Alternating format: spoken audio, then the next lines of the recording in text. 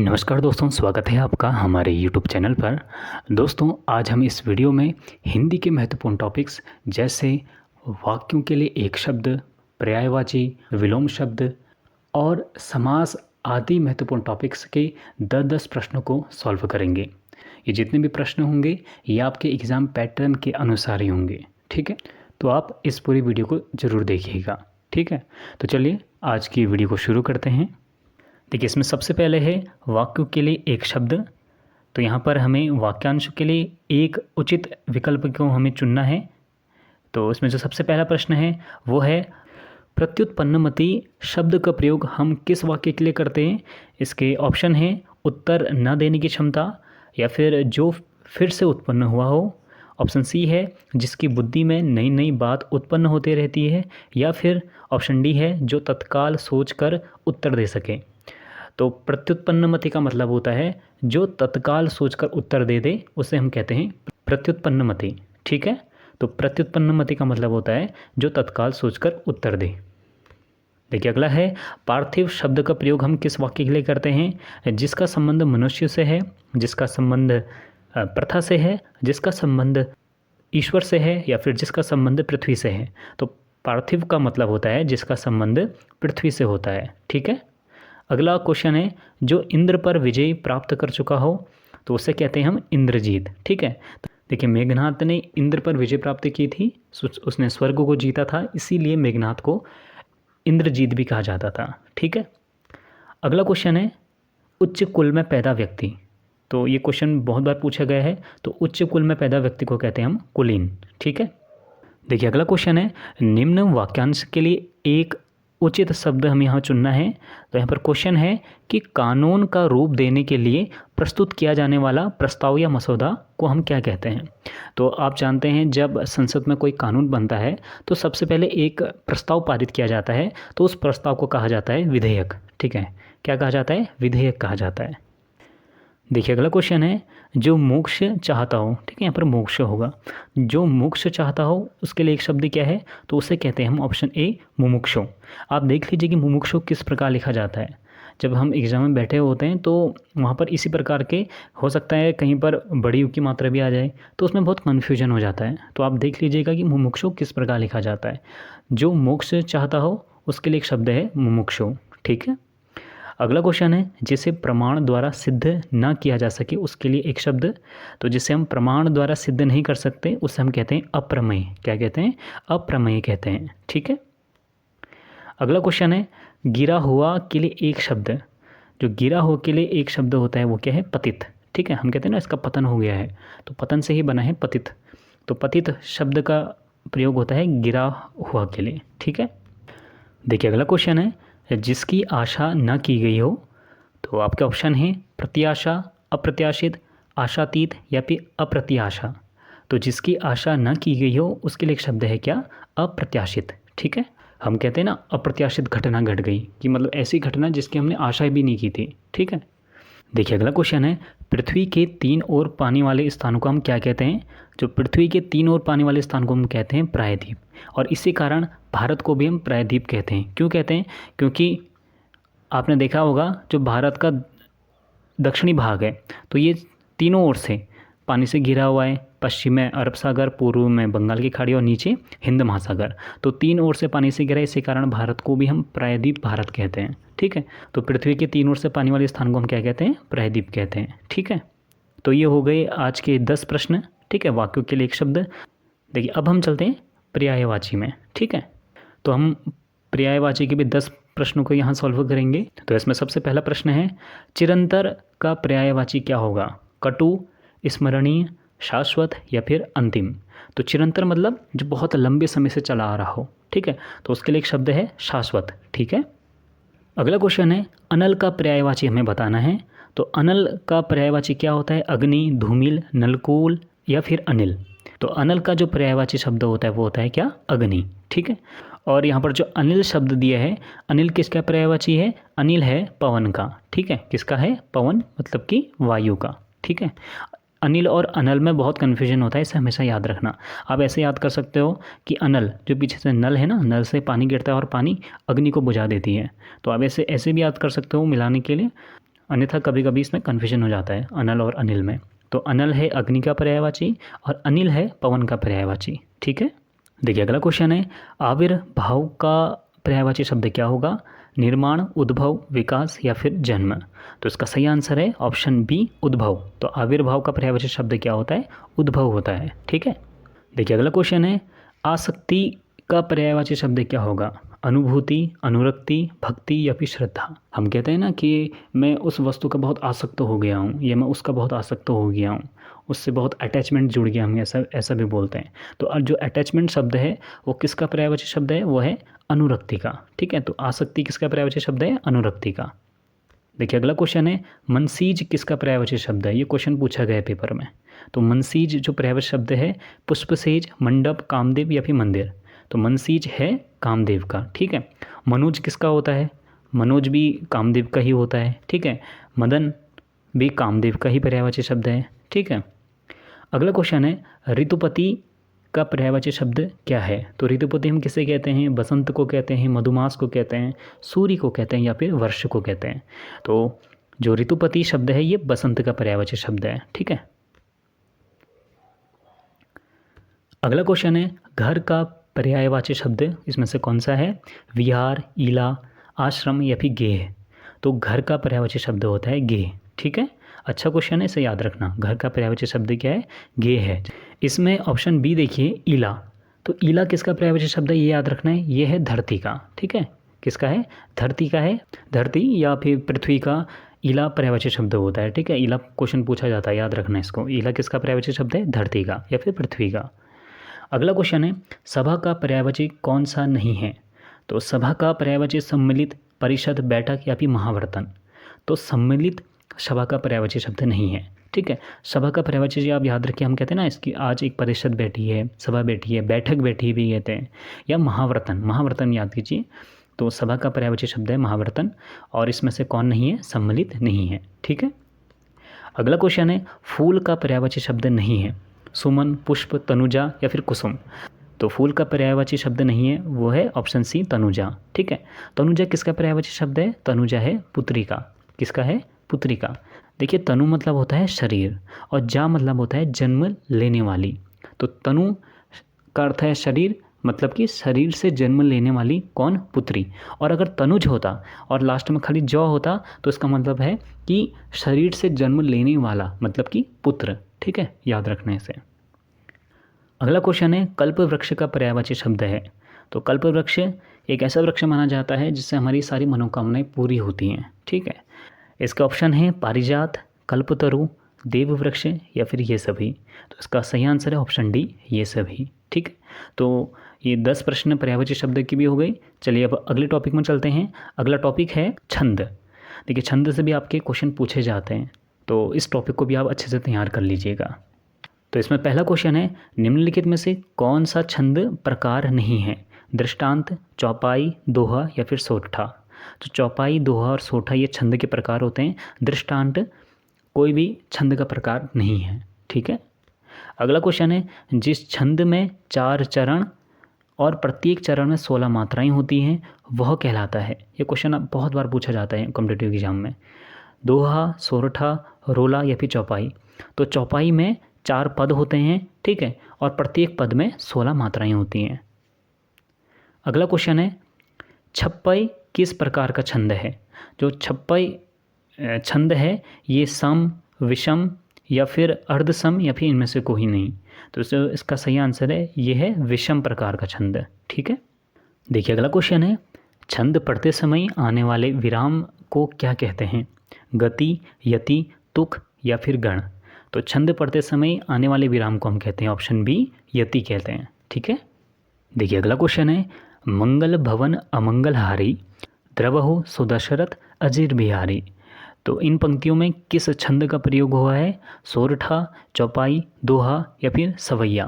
तो इनमें प्रयोग हुआ है चौपाई का। ठीक है, ऑप्शन बी इसका सही आंसर है, इसे याद रखना। देखिए अगला क्वेश्चन है, छंद से संबंधित गणों की सही संख्या कितनी होती है? 6, 7, 8 या फिर 10। तो गणों की संख्या होती है 8। ठीक है, ऑप्शन सी। अगला क्वेश्चन है, किस छंद का प्रथम व अंतिम शब्द एक सा होता है? ये क्वेश्चन पूछा गया है पहले, ठीक है। किस छंद का प्रथम और अंतिम शब्द एक सा होता है, मतलब कि समान होते हैं? वो होता है कुंडलिया, ठीक है। कुंडलिया छंद में प्रथम शब्द और अंतिम शब्द समान होता है। तो चलिए अगले टॉपिक में चलते हैं, विलोम शब्द। यहाँ आपको कुछ वाक्य दिए गए हैं और वाक्य में कुछ शब्द हैं, इनका आपको विलोम बताना है, ठीक है। तो इसमें सबसे पहला क्वेश्चन है, भारतीय लोक जीवन में योग को अति महत्वपूर्ण समझा जाता है। तो यहाँ पर जो योग शब्द है इसका हमें विलोम बताना है। नियोग, भोग, अभियोग या फिर रोग। तो जो विलोम का मतलब होता है ठीक उसका उल्टा, तो योग का उल्टा होता है क्या? भोग, ठीक है। तो इसका ऑप्शन बी सही होगा। अगला क्वेश्चन है, उसका उत्तरीय उस पर बहुत जंच रहा है। देखिए उत्तरी का मतलब होता है कमर से ऊपर पहने जाने वाले वस्त्र को उत्तरी कहते हैं।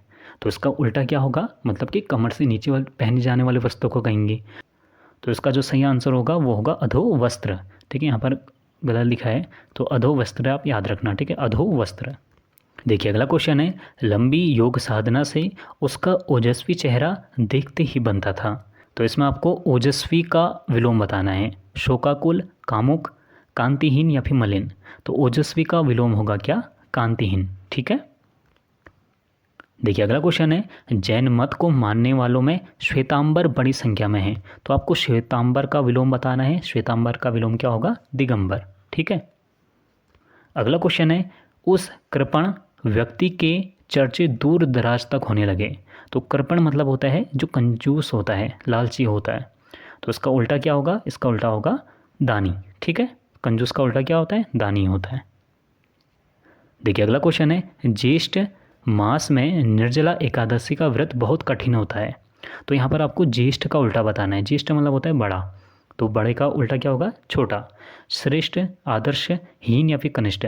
तो ज्येष्ठ का उल्टा क्या होगा? कनिष्ठ होगा, ठीक है। देखिए अगला क्वेश्चन है, उद्धत का विलोम क्या होता है? देखिए उद्धत का मतलब होता है जो बहुत चंठ होता है, मतलब कि जो बहुत धूर्त व्यक्ति होता है उसे हम उद्धत कहते हैं। तो उद्धत का विलोम होगा क्या? सौख्य, विनीत, उत्तम या फिर कोमल। तो उद्धत का धूर्त व्यक्ति का उल्टा क्या होगा? विनीत व्यक्ति, ठीक है। तो इसका आंसर होगा ऑप्शन बी। अगला क्वेश्चन है, प्रसारण का विलोम क्या होता है? प्रसारण मतलब होता है फैलना। प्रसारण का उल्टा क्या होगा? किसी एक बिंदु पर केंद्रित हो जाना। तो आपके ऑप्शन है प्रतिपादन, आरक्षण, आकुंचन या फिर संदर्शन। तो आकुंचन इसका सही आंसर होगा। प्रसारण का उल्टा क्या होगा? आकुंचन होगा, ठीक है। अगला क्वेश्चन है, कर्कश का विलोम नीचे दिए गए विकल्पों में से चुनिए। तो कर्कश मतलब होता है, हम कहते हैं ना कर्कश ध्वनि, बहुत जो ध्वनि हमें चुभती है, तो उसका उल्टा क्या होगा? मधुर ध्वनि, ठीक है। तो कर्कश का विलोम क्या होगा? मधुर। देखिए अगला क्वेश्चन है, श्री गणेश का विलोम शब्द क्या होगा? तो श्री गणेश मतलब होता है किसी चीज़ की शुरुआत करना, और इसका उल्टा होगा इतिश्री। देखिए इतिश्री का मतलब होता है किसी काम का अंत होना, ठीक है। तो ये 10 क्वेश्चन विलोम शब्द की भी हो गई। चलिए अब हम अगले टॉपिक पर चलते हैं। अगला टॉपिक है रस। वीडियो में आगे बढ़ने से पहले मैं आपको बता दूं कि रस से संबंधित मैंने एक वीडियो बनाई हुई है। मैं ऊपर आई बटन में उस वीडियो का लिंक दे दूंगा, उस वीडियो को ज़रूर देख लीजिएगा। उस वीडियो में मैंने रस को बहुत ईजी लैंग्वेज में, बहुत सरल भाषा में समझाया हुआ है, तो आप उस वीडियो को ज़रूर देख लीजिएगा। आपके पेपर में रस से संबंधित एक क्वेश्चन तो पूछा ही जाता है, ठीक है। तो इसमें जो सबसे पहला क्वेश्चन है, जुगुप्सा का स्थायी भाव किस रस से संबंधित है? करुण रस, रौद्र रस, विभत्स रस या फिर अद्भुत रस। तो जुगुप्सा का स्थायी भाव, ये स्थायी भाव क्या होते हैं और इसके प्रकार क्या क्या हैं, ये सब मैंने उस वीडियो में समझाया हुआ है। आप उस वीडियो को जरूर देख लीजिएगा, ठीक है। आपको पूरा अच्छे से समझ में आ जाएगा अगर आपको रस नहीं पता, ठीक है। और जिसे पता है वो इसका आंसर कर लेगा। जो जुगुप्सा का स्थायी भाव किस रस से संबंधित है? वो है विभत्स रस से, ठीक है, ऑप्शन सी। अगला क्वेश्चन है, किस रस को रसराज कहा जाता है? वीर रस को, हास्य रस को, श्रृंगार रस को, भी शांति रस को। तो श्रृंगार रस को रसराज कहा जाता है, ठीक है। अगला क्वेश्चन है, मनरे तन कागद का पुतला, लागे बूंद बिनसी जाय छिन में, गर्भ करे क्या इतना। तो इन पंक्तियों में कौन सा रस है? तो इसका जो सही आंसर है वो है ऑप्शन डी, शांत रस, ठीक है।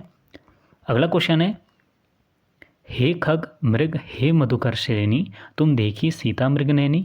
जब राम जंगलों में सीता मैया को ढूंढते हैं तब वे जितने भी जंगल के पशु पक्षी होते हैं उनसे पूछते हैं तो इसका जो सही आंसर होगा वो क्या होगा? करुण रस होगा, रौद्र रस होगा, संयोग श्रृंगार रस होगा या फिर वियोग श्रृंगार रस।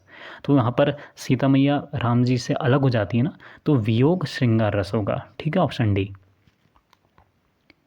देखिए अगला क्वेश्चन है, देखी सुदामा दीन दशा करुणा करिके करुणा निधि रोए, इसमें कौन सा रस है? तो देखी सुदामा दीन दशा, तो इसमें जो रस होगा वो क्या होगा? करुण रस होगा। ठीक है, ऑप्शन सी। करुण रस वहाँ पर यूज होता है जहाँ पर हमें दुख होता है या थोड़ा सैड फीलिंग होती है, तो वहाँ पर करुण रस होता है। ठीक है, तो अगला क्वेश्चन है, निस दिन बरसत नैन हमारे, इस पंक्ति में किस रस का वर्णन है? वीर रस का, भयानक, वात्सल्य या फिर श्रृंगार?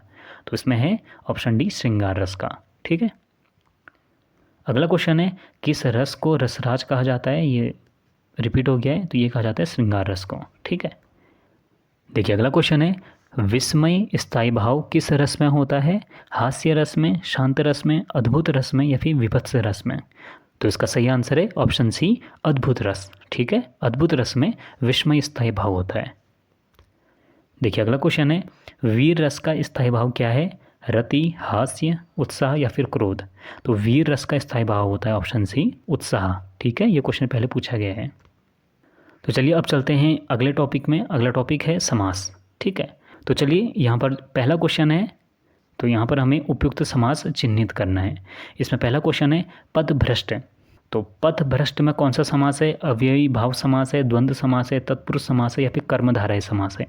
देखिए पदभ्रष्ट को आप अगर तोड़ेंगे तो ये दो शब्द बनते हैं, पद प्लस भ्रष्ट। देखिए आप जानते हैं कि जो समास होता है, समास दो शब्दों के योग से बनता है। जैसे संधि दो वर्णों के योग से बनती है, उसी प्रकार समास किससे बनता है? दो शब्दों के योग से बनता है। तो यहाँ पर जो मैं ये शब्द बोल रहा हूँ ना कि समास दो शब्दों से मिलकर बनते हैं, तो आप एक चीज़ याद रखना कि जब कोई शब्द अकेला होगा, ठीक है, स्वतंत्र होगा, तब उसे हम शब्द कहेंगे। लेकिन जब हम किसी शब्द का प्रयोग किसी वाक्य में करेंगे या फिर किसी दूसरे शब्द के साथ करेंगे, तब वहाँ पर शब्द को पद कहा जाता है। क्या कहा जाता है? पद कहा जाता है। इसे आप याद रखना। ठीक है, पद और कुछ नहीं, शब्द ही होता है। पद हम तब यूज करते हैं जब हम किसी शब्द को किसी वाक्य में या फिर किसी अन्य शब्द के साथ प्रयोग करते हैं। तो समास में दो शब्दों का मेल तो होता है, लेकिन यहाँ पर हम दो शब्द नहीं बोलेंगे, यहाँ पर हम बोलेंगे दो पदों का मेल कहेंगे। क्या कहेंगे? दो पदों का मेल। तो यहाँ पर जो पहला पद है इसे हम प्रथम पद कहते हैं और जो दूसरा है इसे हम द्वितीय पद कहते हैं। ठीक है, तो प्रथम पद और द्वितीय पद। तो यहाँ पर आप देखिए पद भ्रष्ट है, अगर आप इसे तोड़ेंगे तो क्या बनेगा? पथ से भ्रष्ट है। ठीक है, और से अगर आपने कारक चिन्ह पढ़े होंगे कि कर्ता ने कर्म को करण से के द्वारा संप्रदान के लिए अपदान से अलग होने पर, तो आपने अगर ये 8 कारक चिन्ह आपको याद हैं तो ये बहुत अच्छी बात है। अगर नहीं याद हैं तो आपको अगर समास सीखने हैं तो आप इन कारक चिन्हों को याद कर लेना। तो पथ से भ्रष्ट, तो से कारक चिन्ह में कहाँ पर आता है? अपदान में आता है। तो जो तत्पुरुष समास होता है ये कारक चिन्ह से ही बनते हैं। ठीक है, ये याद रखना। अगर आपको कारक चिन्ह आता है तो आपको पूरा तत्पुरुष समास आ जाएगा। ठीक है, तो पथ से भ्रष्ट, तो से कहाँ पर आता है? अपदान में आता है ना। अपदान से अलग होने पर, अलग होने का जब भाव होता है तो वहाँ पर से का यूज करते हैं। तो यहाँ पर जो इसका सही आंसर होगा वो क्या होगा? तत्पुरुष होगा। ठीक है, और कौन सा तत्पुरुष? अपदान तत्पुरुष। ठीक है, पथ से भ्रष्ट मतलब वो अपने पथ से भ्रष्ट हो गया। देखिए अलग होने का भाव आ रहा है ना, तो पथ से भ्रष्ट का मतलब है तत्पुरुष समास। ठीक है, देखिए अगला क्वेश्चन है अष्टाध्यायी। देखिए अष्टाध्यायी भी दो शब्दों से मिलकर बना है, अष्टधन अध्याय। ठीक है, तो 8 अध्याय के समूह को अष्टाध्यायी कहते हैं। तो यहाँ पर जिसमें प्रथम पद है, पहला पद है, यह है संख्यावाचक, जिसमें हमें नंबर दिख रहा है। और जिस समास का पहला पद संख्यावाचक होगा वहाँ पर आपको नंबर दिख रहा होगा, वहाँ पर आप सीधे द्विगु समास डाल देना। क्या डाल दोगे? द्विगु समास। देखिए द्विगु में भी स्टार्टिंग में द्वि आ रहा है, द्वि मतलब दो। ठीक है, तो इससे भी आप इसको मैच कर सकते हैं। तो जहाँ पर भी आपको समास के पहले पद में, पहले शब्द में नंबर दिखाई देगा, वहाँ पर आप इसको द्विगु समास डाल देना। ठीक है, देखिए अगला क्वेश्चन है बहुव्रीहि समास का उदाहरण कौन सा है? देखिए पहले हम समझते हैं बहुव्रीहि समास कहते कैसे हैं। देखिए बहुव्रीहि समास का मतलब होता है, इसमें क्या होता है, इसमें जैसे मैंने बताया ना एक पद, इसमें समास में दो पद होते हैं। तो बहुव्रीहि समास में क्या होता है? एक पद दूसरे पद की विशेषता बता रहा होता है। जैसे हम कहते हैं लाल कपड़ा, तो जो लाल रंग है ये कपड़े की विशेषता बता रहा है कि कपड़ा किस रंग का है? लाल रंग का है। जैसे सफ़ेद घोड़ा, तो घोड़े की विशेषता कौन बता रहा है? सफ़ेद रंग बता रहा है कि हाँ वो सफ़ेद रंग का घोड़ा है, ठीक है ना, विशेषता बता रहा है ना। तो ऐसे ही बहुव्रीहि समास में क्या होता है, जब एक पद दूसरे पद की विशेषता बता रहा होता है तो वहाँ पर बहुव्रीहि समास होता है। लेकिन ऐसे ही परिभाषा कर्मधारय समास में की भी है। कर्मधारय समास में क्या होता है, जब एक पद दूसरे पद की विशेषता बता रहा होता है तो वहाँ पर भी कर्मधारय समास होता है। लेकिन इन दोनों में अंतर क्या है? इन दोनों में जो अंतर है वो ये है कि बहुव्रीहि समास में क्या होता है, इसमें एक पद दूसरे पद की तो विशेषता बता रहा है, लेकिन वो किसी तीसरे अर्थ की ओर संकेत कर रहा होता है। जैसे यहाँ पर उदाहरण देखिए, इसका जो सही आंसर है वो है चतुर्भुज। चतुर्भुज का मतलब क्या है? इसका एक सिंपल सा अर्थ निकलेगा क्या? चतुर्भुज, चतुर मतलब चार, भुज मतलब भुजा, चार भुजा वाला। तो ये तो इसका सिंपल सा अर्थ है। लेकिन इसका एक चतुर्भुज, इसका एक तीसरा अर्थ भी बता रहा है क्या? वो है ब्रह्मा। चतुर्भुज किसको कहा जाता है? वो कहा जाता है ब्रह्मा को कहा जाता है, ठीक है। तो बहुव्रीहि आप ऐसे समझिए कि कहीं पर निगाहें कहीं पर निशाना, ठीक है। आप कई बार हम किसी को टोंट सुनाते हैं तो हम बोलते कुछ और हैं लेकिन उसका अर्थ कुछ और होता है। तो बहुव्रीहि समाज में ऐसा ही होता है कि हम बोलते तो कुछ और हैं लेकिन उसका अर्थ, उसका भावार्थ तो कुछ और होता है। जैसे यहाँ पर चतुर्भुज, जैसे अभी आगे उदाहरण आएगा वीणा पाणी का। वीणा पाणी का मतलब क्या होता है? सिंपल सा अगर मैं आपको अर्थ कहूँ तो वीणा धारण करने वाली।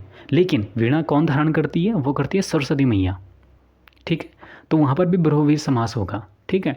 तो ये होता है बहुव्रीहि समास, जहाँ पर एक पद दूसरे पद की विशेषता बता रहा होता है लेकिन वो उसका जो भावार्थ होगा वो किसी तीसरे अर्थ की ओर जाएगा, ठीक है। तो कहीं पर निगाहें कहीं पर निशाना, इस टाइप का आप इसको, इस फॉर्मूले को याद रखना, कहीं पर निगाहें कहीं पर निशाना। और कर्मधारय समास में क्या होता है? सिंपल सा होता है, एक पद दूसरे पद की उसमें विशेषता बता रहा होता है, वहाँ पर तीसरे अर्थ का कोई मतलब नहीं होता, वहाँ पर सिंपल जो आपको अर्थ दिखाई देगा वही उसका आंसर होगा, ठीक है। तो समझ गए बहुव्रीहि समास और कर्मधारय समास में अंतर क्या होता है। तो बहुव्रीहि समास में हमेशा याद रखना, कहीं पर निगाहें कहीं पर निशाना, ठीक है। कहे कुछ और रहे हैं, अर्थ कुछ और ही होगा। अगला क्वेश्चन है, इस समास में पहला पद संख्यावाचक होता है। तो किस समास में पहला पद संख्यावाचक होता है? अभी मैंने बताया किस में होता है, द्विगु समास में होता है, ठीक है। देखिए अगला क्वेश्चन है, राजपुत्र में कौन सा समास है? देखिए राजपुत्र का अगर आप तोड़ोगे तो क्या बनेगा? राजा का पुत्र बनेगा ना। तो राजा का पुत्र बनेगा, तो बीच में का आ रहा है तो का, अब कारक चिन्ह अगर आपको याद होंगे, कर्ता ने कर्म को करण से याद करिए, आप आगे को बढ़ोगे तो क्या आता है लास्ट में? संबंध का के की। तो यहाँ पर राजपुत्र का राजा से संबंध बताया जा रहा है ना, तो का बीच में विभक्ति चिन्ह लगी है, तो कौन सा समास होगा? तत्पुरुष समास होगा, ठीक है। देखिए अगला क्वेश्चन है, जिस समास का पूर्व पद पहला पद प्रधान हो तो उसे कौन सा समास कहते हैं? संबंध तत्पुरुष, कर्मधारय, अव्ययी भाव समास या फिर द्वंद्व समास। तो जिस समास का पहला पद प्रधान हो उसे हम कहते हैं अव्ययी भाव समास। देखिए अगला क्वेश्चन है, निम्न शब्द के लिए उपयुक्त समास का चयन कीजिए। सुख दुख, तो बीच में या आप देखिए योजक चिन्ह लगा हुआ है, तो इसको आप तोड़ोगे तो क्या बनेगा? सुख और दुख। और जिन शब्दों के बीच में और का यूज होता है वहाँ पर क्या होता है? वहाँ पर होता है द्वंद्व समास, ठीक है। क्या होता है? द्वंद्व समास।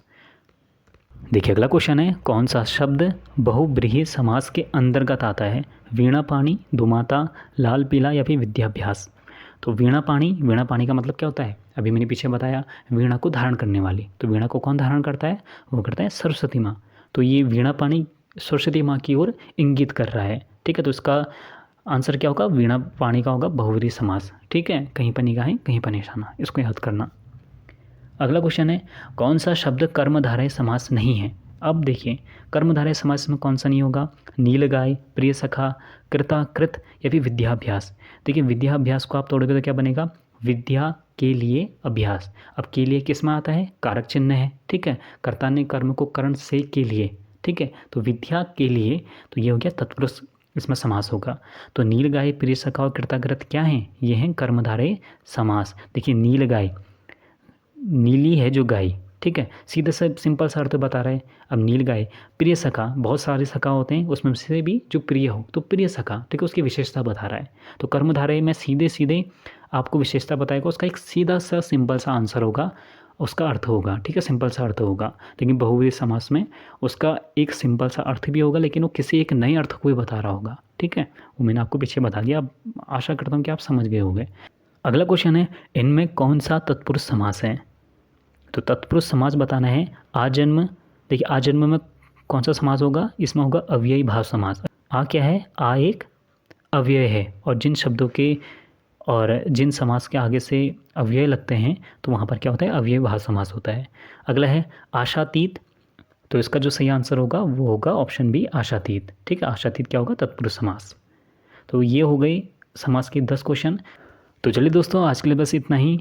आशा करता हूँ कि आपको वीडियो अच्छी लगी होगी। अगर अच्छी लगी तो इस वीडियो को जरूर लाइक कीजिएगा, कमेंट बॉक्स में ज़रूर बताइएगा, और डिस्क्रिप्शन बॉक्स में मैंने टेलीग्राम ग्रुप और व्हाट्सएप ग्रुप का लिंक दिया हुआ है, आप हमारे ग्रुप्स को भी ज्वाइन कर सकते हैं।